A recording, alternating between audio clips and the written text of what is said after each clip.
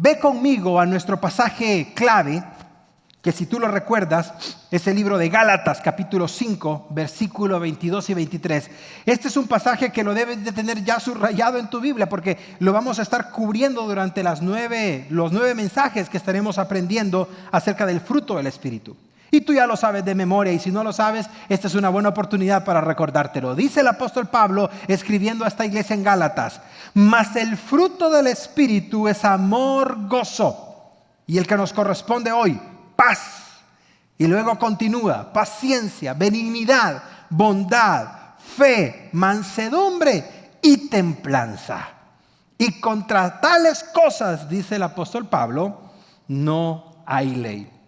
Si tú me dices: ay, pastor, la lista se va poniendo más difícil, tienes toda la razón. La lista se va poniendo más difícil, pero tú sabes que es lo interesante del pasaje, que el apóstol San Pablo comienza con lo que es más difícil, que es el amor. Y luego todo lo demás, si primero está el amor, todo lo demás va a caer por su propio peso. Me atrevería a afirmarte que la paz es una de las cosas más deseadas y es uno de los estados más deseados, no solamente por los creyentes, sino que inclusive por las personas que no son cristianas. Países buscan la paz, presidentes buscan la paz. Precisamente en este momento, en el Medio Oriente, entre los palestinos y los judíos, hay todo un problema porque quieren la paz. En Europa, todo el mundo quiere la paz. Allá en el Medio Oriente, todo el mundo quiere la paz. Corea del Norte, enemigos con todos, y todos quieren la paz entre Corea del Sur y Corea del Norte. Es decir, pudiera mencionarte una lista de lugares, países y situaciones en donde actualmente no existe la paz. Y tú sabes qué es lo más interesante. Hay reuniones, hay congresos, hay convenios, se firman documentos, se gastan millones de dólares hablando del tema de la paz, pero nunca realmente se ha experimentado la verdadera paz. Y es interesante porque la verdadera paz no radica en una persona, no radica en un convenio, no radica en un tratado, no radica en un partido, no radica en una nación. Curiosamente, la verdadera paz radica en una persona, y es en nuestro Señor Jesucristo. Más adelante lo vamos a ver cuando Jesús dijo claramente: mi paz les dejo, mi paz les doy. Y lo que Jesús dijo a continuación es sorprendente: y no es como la que el mundo les da, la paz que yo les doy. Pero lo vamos a ver más adelante en nuestro mensaje. Los estilos de vida de las personas están agitados, estamos estresados ahora más que nunca. ¿Has visto las noticias recientemente? ¿Te has dado cuenta de todos los tiroteos que han habido? ¿Te has dado cuenta de todo el ambiente tenso que las personas tienen? ¿Te has dado cuenta que las personas terminan gritando en los supermercados? Peleamos por un estacionamiento, peleamos por un derecho, peleamos por esto, por lo demás. Y todo el mundo está de acuerdo en que el nivel de agitación social y emocional de las personas está en su pique más alto. Nunca antes había habido una situación tan tensa, ni siquiera en los años 60, con toda la revolución racial de este país, como actualmente se está viviendo según los estudios. Y no lo digo yo, lo dicen las personas que se dedican exclusivamente a hacer este tipo de encuestas. Por ejemplo, ¿sabías tú que las personas en el país de Norteamérica están entre las personas más estresadas del mundo? ¡Curioso! El país de Norteamérica es el país más rico del mundo, pero es el país en donde más personas estresadas tiene. Entonces pareciera que sinónimo de riqueza no es sinónimo de tranquilidad y felicidad. Interesante. Incluso se ha llegado a determinar que los estadounidenses y las personas que en el país habitan están más estresados, más preocupados y más enojados que en ninguna otra época en los últimos años. Tal vez tú digas: esa es una exageración. Bueno, atraviésatele a una persona cuando va en el freeway y me cuentas qué sucede. Me dices qué pasa, porque el nivel de tolerancia es mínimo. Te cuento que hace un tiempo atrás estaba estacionándome en un centro comercial y una persona enfrente de mí no midió bien y se fue a detener frente a mi carro, enfrente al coche. Y me golpeó la parte de adelante del coche. Y yo me bajé tranquilo, vi el golpe y le dije, me chocaste. Y él me dice, sí, tienes razón. Cuando estábamos intercambiando la información, me dice, ¿te puedo agradecer por algo? Y yo le dije, sí, ¿por qué? Porque no me gritaste porque te choqué. Le dije, no, fíjate, soy pastor, porque te voy a gritar. Me cae un rayo. No le dije que era pastor. Pero me llamó la atención que el Señor me dijera, te agradezco porque no me gritaras porque te choqué el carro. Estamos tensos. Y vamos a ser muy sinceros esta tarde. ¿Han sentido esa tensión en casa? ¿La han sentido? ¿O viven en otro planeta, en otro... ¿Dónde vive para que me digan dónde y poderles visitar? Allá en los campus, ¿han sentido la tensión en casa? Todos la hemos sentido, sinceramente, siendo sinceros, todos hemos sentido esa tensión que se traslada del trabajo, que se traslada del supermercado, que se traslada de la calle a nuestra casa con nuestros hijos y todos andamos engrifados. Y cuando nos saludan, se le sale el Doberman al papá. Y hasta los chihuahuas, ¿no es cierto? ¿No hay? Chiquitos, pero ¿cómo ladran? De todo hay en casa. Es parte de la tensión que se vive. El mismo estudio revela que la mitad de los adultos en este país, escúchame, a pesar de los dólares, a pesar de todo lo que tú quieras, en este país la mitad de los adultos, de acuerdo a este estudio, sufren de depresión, de desesperanza, se sienten fracasados y disfrutan poco lo que hacen con sus vidas. Muy interesante. Porque tú sabes algo, y esto me llamó mucho la atención en el estudio que estaba preparando. Antes, los doctores, psicólogos y terapeutas recibían a pacientes con una media de 25 años hacia arriba con problemas depresivos y de bajo autoestima. Tú sabes que durante el último año de la pandemia, ese nivel, en lugar de subir, bajó. De tal manera que ahora, jovencitos de 12 años... Jóvenes de 12 años ya están experimentando cuadros depresivos de un adulto que no está relacionado a la edad que ellos deberían de tener. Interesante. Al menos 4 de 10 jóvenes entre los 18 y los 33 años en este país sufren cuadros severos de irritabilidad y de ansiedad por la realidad en la que viven. Te quiero decir algo, sinceramente, yo crecí en una época en donde la palabra ansiedad no existía. ¿Querías jugar? Había un trompo, había una piedra, había esto y te la pasabas maravillosamente. Ahora, jóvenes están sufriendo cuadros depresivos. Y estamos en una época en donde a todo le ponen nombre. Y tu servidor ha recibido a personas en donde de entrada me dicen, pastor, yo soy DHL. Me quedé en el HLD, en el DHL y al final ahora ya todo el abecedario son aditivos, nombres. Y nuestros hijos crecen con esos complejos de los psicólogos y los terapeutas y con la sociedad de psicología y con esto y con lo demás. Y en lugar de tener una mentalidad enfocada, correcta, positiva, se quedan con un eslogan, con un nombre o con un emblema que les pone X persona. Hay epidemias, hay crisis ambientales, hay desigualdad social, hay exclusión social, hay conflictos. Aquí en San Diego nunca se había visto antes, ahora sí, los de este color con los de este color, los de estas personas con estas zonas, y es una inestabilidad sorprendente. Ahora, si yo te preguntara, ¿dónde está la paz de Dios en todo esto? ¿Por qué pareciera de que estas situaciones se han infiltrado en la iglesia de Cristo cuando debiese de ser lo contrario? Sino la iglesia de Cristo transmitir esa paz, transmitir ese amor y transmitir esa confianza que las personas necesitan desesperadamente escuchar. Porque si no la encuentran en Cristo, ¿en dónde la van a encontrar entonces? ¿En dónde la van a encontrar? La pregunta con la cual me gustaría que tú y yo basáramos este mensaje es cómo podemos los creyentes experimentar la paz de Dios.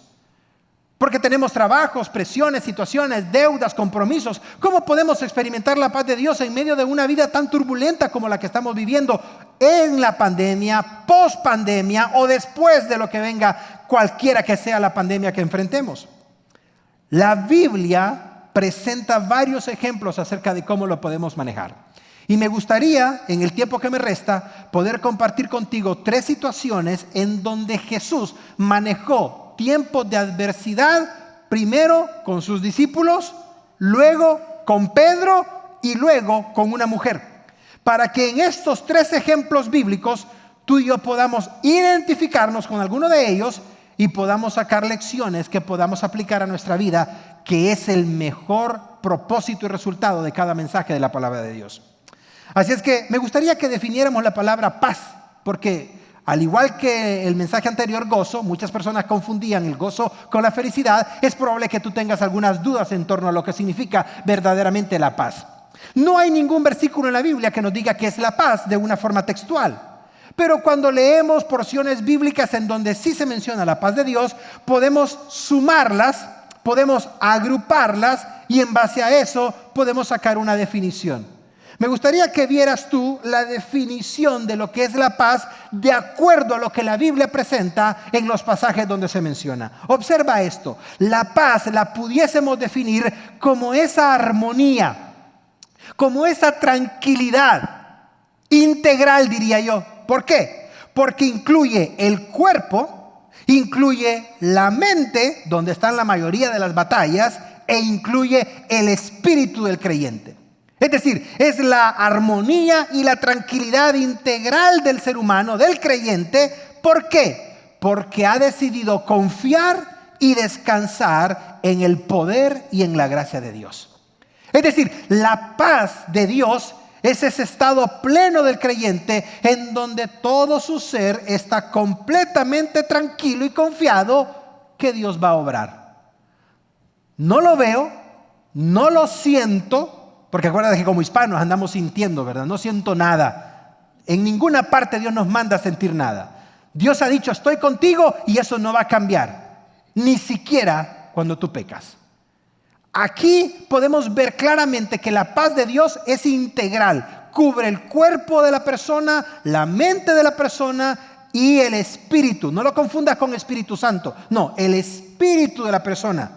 Integralmente cuando ésta decide confiar y depositar toda su confianza en Dios.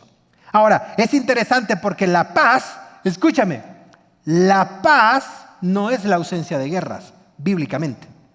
La paz no es la ausencia de guerras, bíblicamente. La paz no es la ausencia de ruidos o la ausencia de ajetreos o la ausencia de estrés, como tal vez una persona pudiese pensar. La paz, de acuerdo a la palabra de Dios, es la acción de depositar toda mi ansiedad en el Señor y confiando que Él va a tomar control de esa circunstancia. Yo puedo estar en medio de una turbulencia y tener paz.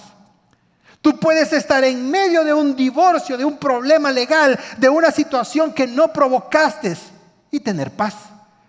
Tú puedes estar en diálisis y tener paz. Y como ha sucedido el caso de muchas personas, han podido tener que estar en los lugares menos imaginables, como en una morgue, reconociendo el cuerpo de un hijo o reconociendo el cuerpo de un familiar o enfrente de un funeral y tener la paz de Dios.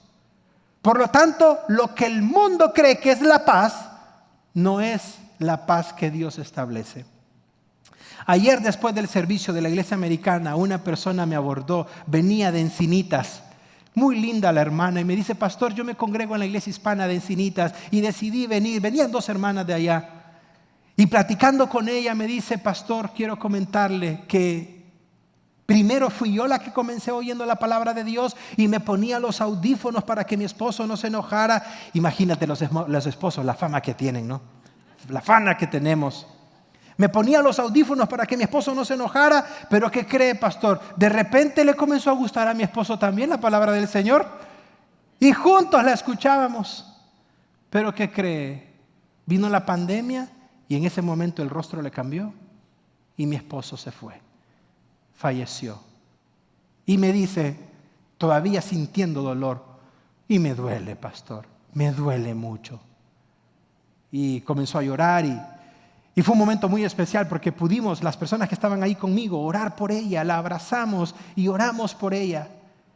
En medio de esas circunstancias tan penetrantes, se puede experimentar la paz de Dios. Me dice ella, mis hijos todavía no digieren la muerte de su papá. Lo comprendo. Pero en medio de todo eso, en medio de esas incógnitas, en medio de esas interrogantes, en medio inclusive de ese enojo hacia Dios, uno puede experimentar la paz del Señor.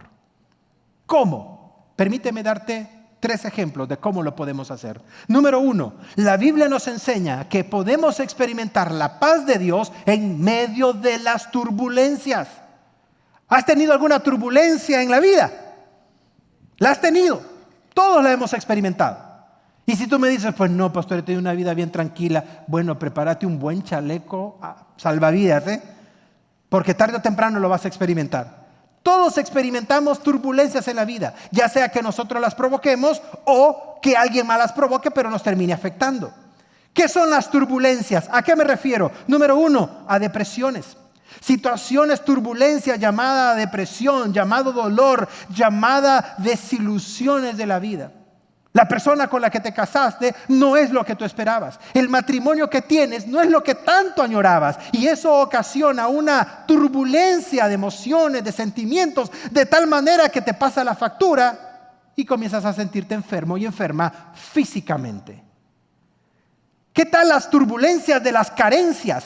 Cuando hay falta de ingresos, cuando hay falta de estabilidad económica en casa, cuando te quedaste sin empleo, cuando tu negocio quebró, cuando las ventas se redujeron o han bajado y literalmente no sabes cómo llegar a fin de mes. Esa turbulencia es impactante. En alguna etapa de nuestra vida como familia la experimentamos con Yamilet, principalmente tu servidor como cabeza de hogar y como proveedor de la familia. Y si hay algo que te quita el sueño como hombre o como proveedor, es exactamente eso.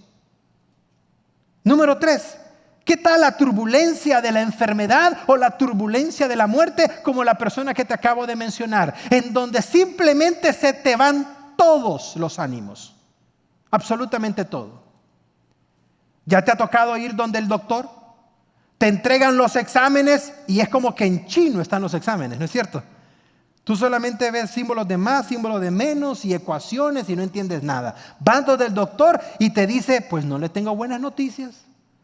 Le salió mal esto, le salió mal aquí, le salió mal acá, le salió mal y comienza la lista. Y cada vez te vas sintiendo. Es interesante. No viene al caso y no vale la pena mencionar detalles, pero tu servidor acaba de pasar por una situación similar. Y en muchas ocasiones nosotros tenemos una expectativa diferente a la realidad. Y cuando vienen esas turbulencias es cuando realmente uno dice, Dios mío, no es como me imaginaba, no es como yo creía, no es como yo pensaba, pero Dios siempre está a nuestro lado en medio de las turbulencias. Dios nunca nos va a dejar, sea enfermedad, sea dificultad, sea pobreza, sea esto, sea lo otro. Ponle el nombre que tú quieras. Pero Dios nunca te va a dejar a ti, ni me va a dejar a mí, a pesar de las turbulencias que podamos tener. Dale un fuerte aplauso al Señor, iglesia. Hay una historia bonita que presenta Lucas. Y te la quiero compartir rápidamente en pantalla. Capítulo 8. Aconteció un día que Jesús entró a una barca con sus discípulos y les dice, pasemos al otro lado. Esto fue al norte de Israel, en el lago de Tiberias, en el lago de Galilea. Y partieron, versículo 23. Pero mientras navegaban en ese lago, el Señor se durmió. No sabemos si lo hizo adrede o no, pero se durmió. Y de repente se desencadenó una tempestad y el viento en el agua era tan fuerte que se anegaban, casi lo cubría y peligraban. Si tú has estado allá en Galilea sabrás a lo que me refiero. Es un lago que está rodeado de colinas y de montañas, de tal manera de que las corrientes de aire son muy, muy fuertes. Estuvimos con mi esposa hace un par de años ahí y experimentamos las corrientes de aire que entran y salen en el lago de Galilea. Por lo tanto, el relato bíblico es verídico. Versículo 24, y vinieron los discípulos donde él estaba y lo despertaron y le dijeron, oye maestro, perecemos, nos estamos muriendo. Y el Señor, despertándose con los jaloneos y los gritos, inmediatamente reprende el viento, las olas cesan y hubo una gran bonanza. Pero escucha lo que viene en el versículo 25. Eso me encanta. En lugar de decirle el Señor a los discípulos, qué cerca estuvimos, ¿verdad, muchachos? Casi nos hundimos todos aquí, ¿eh? En lugar de, muchachos, los felicito, hicieron un buen trabajo. Hicieron un buen trabajo, haberme despertado fue lo mejor. En lugar de haberlos felicitado, Jesús les dice, ¿y dónde está la fe de ustedes?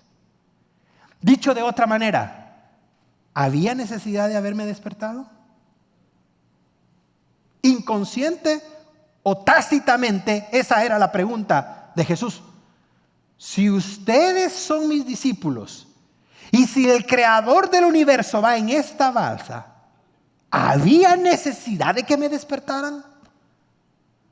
Los discípulos estaban con Jesús, pero no conocían el poder de Jesús. Y ese es el gran problema de muchos creyentes ahora en día. Y ese es el gran problema del país de Norteamérica y tristemente de muchos países de Latinoamérica. Las iglesias llenas en su mayoría, pero muy pocos conociendo verdaderamente a Jesús. Las iglesias o las personas van a las iglesias porque se les promete esto, porque se les promete aquí, porque se les promete allá. Y no van porque realmente necesiten y deseen conocer a Jesús y el poder que Él tiene. Y los discípulos tuvieron el privilegio de tener a Jesús en la balsa. Y aún así Jesús los reprende y le dice, ¿por qué tienen tan poca fe? Me impresiona porque Jesús estuvo en control de todo. Jesús estaba en la barca, tenían la confianza, pero no lo conocían como un Señor soberano. ¿Cuántas veces tú y yo podemos estar en la misma situación? Llámese negocio, llámese empresa, llámese familia, llámese matrimonio, ponle el nombre que tú quieras. ¿Cuántas veces estamos como estos discípulos que tenemos a Jesús con nosotros, cerca de nosotros, pero al final del día no confiamos en su poder y en la protección que Él puede tener sobre nuestras vidas? Todos vamos a enfrentar tormentas, tarde o temprano, grandes o pequeñas. Y mi consejo para ti es que más vale que desde temprano vayas aprendiendo a confiar y a depender en el Señor. Y te digo algo, enséñale a tus hijos a hacerlo. Desde que están pequeños, enséñale a tus hijos a siempre depositar su confianza en el Señor. Porque quiero que sepas esto y no lo olvides, por favor. Si sabes que Jesús nunca te va a dejar, entonces ¿por qué tú y yo dudamos de que Él nos va a dar de su paz? Porque siempre la duda tiene que estar presente. Y por si no lo sabes, te recuerdo algo, escúchame. La estrategia que mejor utiliza Satanás es poner duda en el corazón de los creyentes. Es lo que mejor sabe hacer Satanás. Y te lo demuestro. ¿Tú sabes lo que fue la conversación de la serpiente con Eva? La serpiente no contradijo a Dios. La serpiente no refutó lo que Dios le dijo a Eva. La serpiente puso en duda lo que Dios le había dicho a Eva. Con que Dios te ha dicho, con que Dios les ha dicho tal cosa, no te preocupes, no es como Él dijo, es diferente. Y eso es lo que viene a nuestra mente cuando estamos en la turbulencia. ¿Dónde está tu Dios? Cuando estamos en la adversidad, que no eres cristiano. Cuando estamos en lo más difícil de la lucha, de la prueba, pero tú sirves a Dios, ¿no es cierto? Entonces el Dios al cual tú sirves no te está apoyando cuando tú lo necesitas o cuando tú crees que lo necesitas. Entonces ese Dios, conclusión, no es real o no le interesas. Y ahí viene la batalla de la mente, y luego viene el desánimo y luego viene la decisión de ya no formar parte del Señor, ya no tener intimidad con Él, etcétera, etcétera. No lo hagas, no lo hagas. La próxima vez que tengas batallas, dile a tu mente, dile a tu corazón, yo sé que mi Dios está conmigo. No lo veo, no lo siento, pero yo decido creerlo. Díselo al espejo frente a Él, dile, yo decido creer en el Señor que Él está conmigo. Y sabes algo, te lo digo por experiencia. Dile, Señor, yo no te siento en este momento. Señor, me siento, pero que no me levanta una grúa, pero yo voy a decidir a confiar y a creer en ti. Díselo. De todas maneras, el Señor ya lo sabe. ¿Cuál es la diferencia? De todas maneras, el Señor dice que antes de que tú digas algo en tu boca, Él ya conoce tus pensamientos. Entonces, ahórrale el trabajo. Y dile al Señor, Señor, me siento mal. Señor, esta semana me he sentido sola, me he sentido solo. Señor, esta semana me he sentido que no estás conmigo, Señor. Pero ayúdame a no confiar en mis emociones, sino a confiar en tu palabra, Señor. Mis emociones me van a traicionar. Mis emociones, Señor, ahora con esto de la tiroides es una montaña rusa. Pero tu palabra no va a cambiar, Señor. Tu palabra no va a cambiar, Señor. Díselo al Señor. Y cuando menos sientas, el Señor va a comenzar a abrir puertas. Va a caer esa llamada. Esa persona va a surgir. Esa situación se va a resolver. Y tú vas a ver la mano de Dios. Número 1, podemos experimentar la paz de Dios en medio de las tormentas y turbulencias. Número 2, también podemos experimentar la paz de Dios en medio de los desafíos. Todos tenemos desafíos. Alguna carrera, algún proyecto, algún negocio, algún estudio, algo. Todos tenemos desafíos. Y los desafíos son esas situaciones difíciles o situaciones peligrosas que podemos enfrentar en nuestra vida.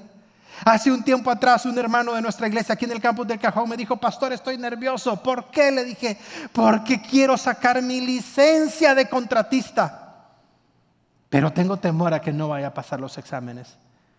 Platicamos un poco y le dije: no, quiero que por favor lo hagas, quiero que por favor te prepares, ve a pedir los manuales, repásalos, estudia, aparta una hora en la madrugada, ora, dile a Dios que abra tu entendimiento. Y ahí estuvimos platicando. En la última reunión de hombres que tuvimos, se me acercó y me dijo: ¿qué cree, pastor? La próxima semana tomo el examen y me siento bien seguro de que voy a hacer un buen trabajo en el nombre del Señor. Ese tipo de desafíos que a veces enfrentamos en la vida, si nosotros los manejamos como Dios desea, yo te aseguro que el Señor va a estar con nosotros. Yo te aseguro que el Señor va a estar ahí contigo. Y ahí me recuerda lo que Jesús tuvo una conversación con Pedro. Y este es el segundo ejemplo. Acompáñame a Mateo capítulo 14. Observa lo que sucedió de acuerdo al registro bíblico. Jesús estaba caminando sobre el agua y Pedro... Qué bueno que Pedro se animó a hacerlo, pero ya vas a pasar, ya verás lo que pasó. Pedro le dice: Señor, si eres tú el que viene caminando sobre las aguas y no un fantasma, como creíamos, manda que yo vaya a ti y que también camine sobre las aguas. ¿Qué Pedro más aventado? Me encantan los Pedros, porque allá en el libro de los Hechos fue el primero que tomó la palabra y comenzó a predicar el evangelio. Es bueno ser Pedro, no tanto, pero es bueno ser Pedro. Observa lo que dice el versículo 29. Vente, Pedro, te estoy esperando con los brazos abiertos. Y Pedro descendió de la barca y comenzó a caminar sobre las aguas como Jesús lo estaba haciendo. Pero ahí viene el problema de Pedro, versículo 30. Ahí viene el problema de Pedro. Cuando dejó de ver a Jesús, cuando dejó de ver al Maestro y comenzó a ver las olas, comenzó a ver el viento, ¿qué tuvo, dice la palabra? Miedo. ¿Lo observas tú? Desde el momento que su mirada se desenfocó de Jesús y se enfocó en el viento y en las olas, comenzó a hundirse. Tuvo miedo y le dice al Señor: Señor, sálvame. Y tú conoces el resto de la historia. Pero observa lo que le dice Jesús al final, al igual que la vez anterior. Jesús le dice a Pedro: Pedro, porque eres un hombre de poca fe. Y esa palabra, cómo me ha golpeado el corazón. ¿Por qué dudaste? Podrías haber seguido caminando sobre las aguas. Podrías haber llegado donde yo estaba. Podrías haber quedado para la historia como el único hombre después de mí que caminó sobre las aguas. Pero dudaste. Pero tuviste miedo. Pero tuviste temor. Yo sé que tú recuerdas al doctor Tim LaHaye. Él fue el pastor de Shadow Mountain antes del doctor David Jeremiah y fue un gran siervo del Señor. Tú puedes leer sus libros que escribió, Left Behind, Dejados Atrás, hasta hay una película y tantas cosas que Dios usó su vida y la vida de su esposa a través de los años. Pero recuerdo que en una oportunidad cuando platicábamos, él me dice: Eric, nunca dudes de Dios y de lo que Dios puede hacer, porque eso es pecado. Dudar de Dios es pecado. Dudar de lo que Él puede hacer es pecado. Y no estaba tan incorrecto con lo que me decía. Te explico por qué. Tu servidor tiene 3 hijas. Y para mí sería una ofensa de parte de una de mis hijas que me dijera: papi, Tú no me puedes ayudar, cuidar, proveer o apoyar cuando lo necesito. No somos padres perfectos, pero si tú y yo somos buenos padres, sería para nosotros como, ¿cómo hija? ¿Cómo hijo? Yo siempre voy a apoyarte, yo siempre voy a estar ahí, voy a proveer de lo que tú necesitas, etcétera, etcétera. Si nosotros humanamente tenemos esa mentalidad, ahora imagínate nuestro Padre que está en los cielos, que haya uno de sus hijos que le diga, Señor, no eres capaz de sostenerme, no eres capaz de hacer esto por mí, o no eres capaz de hacer esto por mi familia. Sería hasta cierto punto como un insulto para el Señor de que no es capaz de proveer para nuestras necesidades. Jesús le dice a Pedro, Pedro, ¿por qué dudaste de que yo te podía hacer caminar sobre las aguas? En medio de los desafíos, no dudes. En medio de los desafíos, mira al Señor. En medio de los desafíos, confía en el Señor. El Señor está contigo. El Señor te va a ayudar, el Señor te va a guiar, el Señor te pondrá las personas indicadas, en el tiempo indicado, de la forma indicada, para que hagas lo correcto. Y si tú siempre haces lo correcto, el Señor siempre va a estar contigo a pesar de los desafíos que tú puedas tener. Así es que ponle el nombre que tú quieras al desafío que estás viviendo ahorita, una separación, un problema, lo que sea. Si tú lo pones en las manos del Señor, el Señor te va a dar paz en medio de ese desafío. El Señor nos da de su paz en medio de las turbulencias, el Señor nos da de su paz en medio de los desafíos, y con este finalizamos porque aplica mucho a creyentes ahora en día. El creyente, el Señor nos da de su paz aún en medio del activismo. Podemos tener de la paz de Dios en medio de la vida ajetreada que tenemos o de la vida activa que llevamos. Si yo te pregunto, ¿a cuánto nos gusta estar ocupados? A la mayoría. En el mes de enero, cuando nos dio COVID a toda la familia, tu servidor no fue tan severo como en el caso de mi esposa, pero cuando yo ya me sentía bien, creo que limpié la refrigeradora como 4 o 5 veces. Lo hacía 2, 3 veces diarias. Y hasta mis hijas me decían, papá, ya la limpiaste, ya no la limpies. Limpiaba el piso, movía las alfombras, volvía a aspirar, porque tu servidor no puede estar quieto, para bien o para mal. Y esta parte me tocó mucho a mí en lo personal, me golpeó mucho.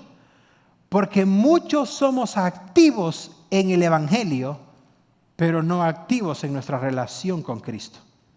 O dicho de otra manera, somos activos en la iglesia, superficial o externamente, pero no somos activos espiritualmente con el Señor. Y te presento un caso de lo que sucedió de acuerdo al Evangelio de Lucas.